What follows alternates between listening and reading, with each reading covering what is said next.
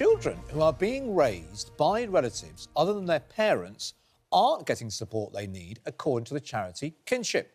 Well, someone who knows all about this all too well is Stephen Manderson, better known to most of you as rapper Professor Green. Now, he was raised by his grandmother when his teenage mum could no longer look after him. And he says his Nanny Pat, as he calls her, got no support to help with his trauma. No support for him and no support for her. Yeah. The musician is now backing the charity's calls for the government to provide more support for kinship carers, and he joins us now along with Dr. Lucy King, CEO of Kinship. Stephen, let's just go back to your own circumstance and your childhood. Yeah. So you're brought up by Nanny Pat, and you just look Nanny back... Green, as people on my Instagram call her at my concert. Really? Yeah. I mean, it must have been a really tricky situation for you, but for her as well at that time. Completely. She'd already brought up 3 children single-handed, and at a point when she could have created a new life for herself, which part of me so wishes she did, she looked after her mum, who was elderly, and me, who was, you know, an infant. How old were you? I lived in her house from the moment I was born because my mum was still living at home. She was 16 when she had me. My dad was only 18 and not in the home. My nan worked 3 jobs a day. You know, she used to get up at 4 o'clock in the morning to go and clean the banks up the Strand, then go to Percy Ingle and then go and clean houses in Stamford Hill. And what normally happens in that situation, as in many single-parent households, is there's not a parent in the house, so children find their way into all sorts. Luckily, I had my great-grandmother, who had lived through 2 World Wars and 1 World Cup. And so, you know, I had a mooring. There was something there to keep me on track, but they weren't supported. And looking back at it now, you know, I phoned my nan when we met, Lucy, and I said, Nan, you know you were a kinship carer? She went, kinship carer? What the bloody hell's that? And not because it was just what people did. And actually, to be fair, it's what people want to do now as well, isn't it? Yeah. It's also what all of us would choose to have a member of the family, because I guess the other alternative would have been for you... The care system. The care system, some kind of home or foster care, which can be great and wonderful to have foster carers. There's a necessary place for foster care, but outcomes are not as good as they are as when kids are brought up by members of the family. This is proven. Outcomes are better for children who are brought up by members of the family who step in when their parents can't. And I just think it's crazy that the government will rely on people feeling obligated to not help them in that situation to save money. So the position is then, is if you are a foster parent, which, you know, I take my hat off to people, wonderful, there are people there that do that. There is some kind of financial support for you as a parent, and also for the youngster, because as they say, you were very often left on your own. Well, left at home with my great-grandmother, so I wasn't on my own, and I was lucky for that. But in most homes, there aren't. Exactly. And educated, you know. She was... I was reading well ahead of my years, because that's what we used to do before the TV come on. There wasn't streaming services then. I just had to look at that creepy holding screen on the BBC. Sorry, can I say that? But I just think it's really imperative to support children who are going through that, because as kids, you always have more questions than there are answers, don't you? My son is now 3.5 and going around going, why? He's in the why stage. So I understand that kids always have more questions than there are answers for, but I had questions that a lot of kids didn't. And there are kids who are going through that now who have those questions and they're not supported. And I'm now in therapy dealing with a lot of that stuff. Right.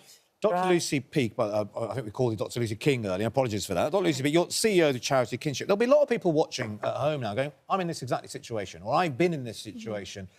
I get amazed when I come on, when we do this show, that we come across these stories and you look and go, can that really be true? I mean, it just seems like common sense. I mean, how have we got to this point? What has led to this situation that lots of people have just simply been ignored and just said, well, you just carry on. You were expected to just take over this responsibility without any help at all.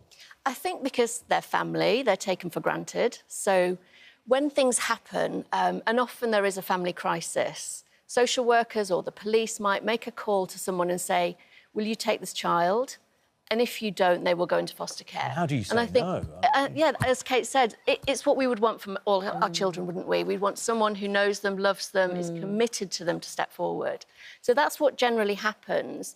But as Stephen said, that then those carers don't have rights to time off work, so often they're giving up their job there and then. Wow. And they don't get the financial allowance like foster carers get. So they're kind of plunged into poverty anyway. But worse than that, I think, this report shows that the children are also not getting the support that they would need. So if they'd gone into foster care, they would be entitled to things like therapeutic support to help them to cope with whatever had happened before. And what we found in our survey is half of kinship carers are saying they think that because of what happened in the prior years of their child before they stepped in, so often things like trauma, abuse and neglect, the child's struggling at school and we want to put that right. So very quickly, what are the immediate things you're calling for now? What needs to be put in place, not, you know, today to make things better? So there are some really simple things. There's something called Pupil Premium Plus, which is there for children in care. We think that every child in kinship care should be entitled to that. So they get more support in school. Yeah. There's also something, this therapeutic funding for children who are adopted. We think, again, our children are the same group of children who could be in care or adopted. So we'd like the government to extend that funding. As you know, I'm very passionate about trying to improve the situation for all carers, whether they're doing it for love or, you know, doing it as a profession, because it's a very tough situation. But I'm amazed that the more you talk to people, the more you realise how much we as a society are relying on people like Nanny Pat. Completely, because of the benefit it serves the country.